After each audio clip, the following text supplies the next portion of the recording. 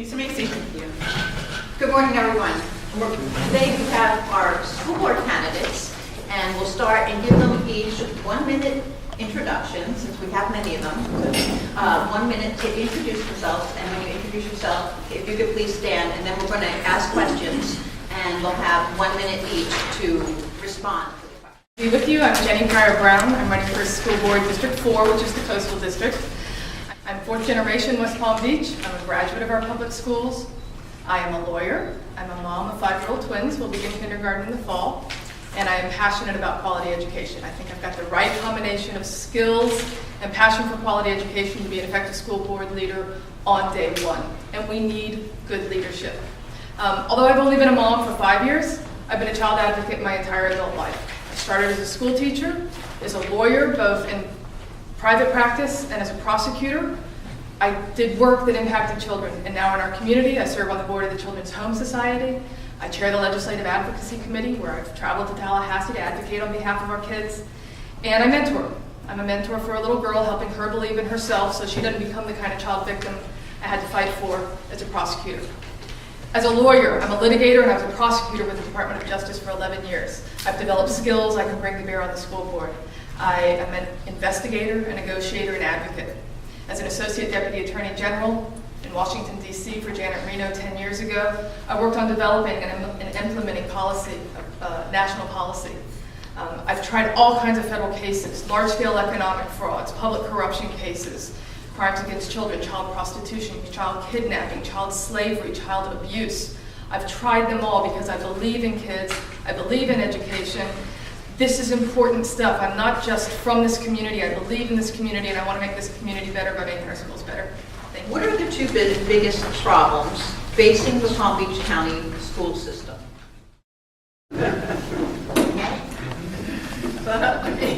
Hi, Jenny Brown again. There's a lot of agreement among my prospective colleagues and me. The budget and leadership is the way I look at it. We've got to get a handle on our budget.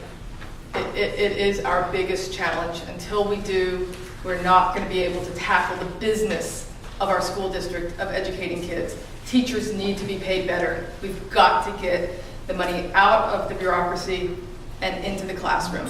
That's where it can do the most good. We also need someone with the skills to fight fraud and waste, and I have those skills. I've done that work as a lawyer. The other issue, when I talk about leadership, I think it's a couple of things. It's culture, as Thomas was talking about. We need a school board that's active, informed, engaged, who listens and who responds. We have to change the way we do business as much as what we do. We have to treat teachers as the professionals that they are and as the educational leaders and experts that they are. We have to listen to them. We need a culture that says we are all in this together. That means changing the salary structure. How can we all be in it together if the average teacher is making $50,000 and the superintendent is making $350,000? You can't. We've all got to come together and get on the same page, and when we do, and we need to empower teachers to teach the curriculum, to teach critical thought, and not teach to the test. So when I talk about leadership, I'm talking about a strong, active, engaged board and the culture that we have. Thank you. That's education in grades kindergarten to 12th. Should it continue to be opt out? Jenny Brown, and boy do I disagree. I'm a big proponent of comprehensive sex education.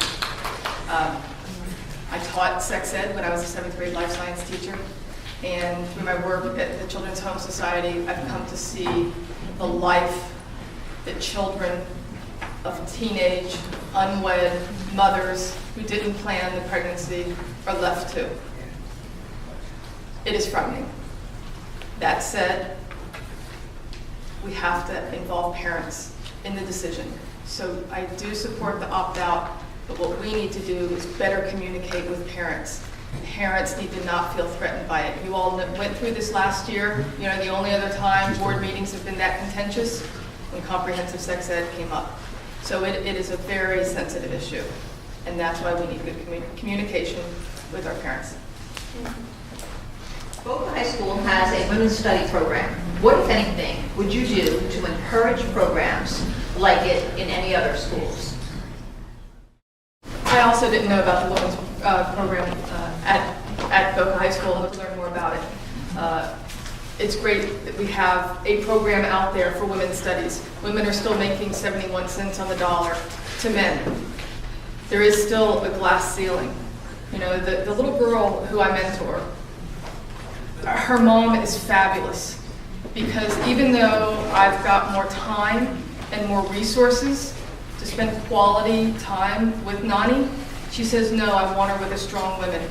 Women, girls need strong models. So whether it's a women's program, women's studies program, African American studies program, we need to reach kids. And if this is reaching kids in a positive way, fabulous. More power to them. I'd like to learn more about it and see if it is something that we can replicate in some other schools. How would you promote diversity and tolerance of GLBT students in the school system? Hi, Jenny Brown. I am the daughter of a liberal feminist who's seated here in the second row, and I'm a product of the expectations she set for me. You know, a lot of them related to scholastics, and a lot of them related to how you treat other people. I'm a big believer that we're all a product of the expectations that are set for us, and I think that is incredibly important when it comes to our school system. I've made school safety one of my issues, and that plays exactly into this issue. We need to make it clear that we expect tolerance and anti-discrimination, and that's the culture we have to set. That's the life we have to live. I, too, along with Mr. McGovern, have been co-endorsed by the Palm Beach County Human Rights Council, and I'm very proud of that. So, to me, I would support any policy that promotes anti-discrimination and tolerance, but we have to set by example and by experience. As your closing statement, please tell us why you want to be on the school board. Hi, Jenny Brown. I'm in a really happy place in my life. 4 years ago, I left the job I loved as a federal prosecutor to be home with my twins, who were 1.5. They're starting kindergarten next month. I knew I'd go back to work when they start kindergarten. And I'm in a station in my life where I get to say what I want to do with my time. And I want a meaningful role in my community. I want to make my community better. And the way I want to do that is by making our schools better. And this is a good fit for me. I am a child advocate, I'm passionate about quality education, and I've got the skill set to be effective from day one. Let me tell you what the Palm Beach Post said about me in its endorsement of me.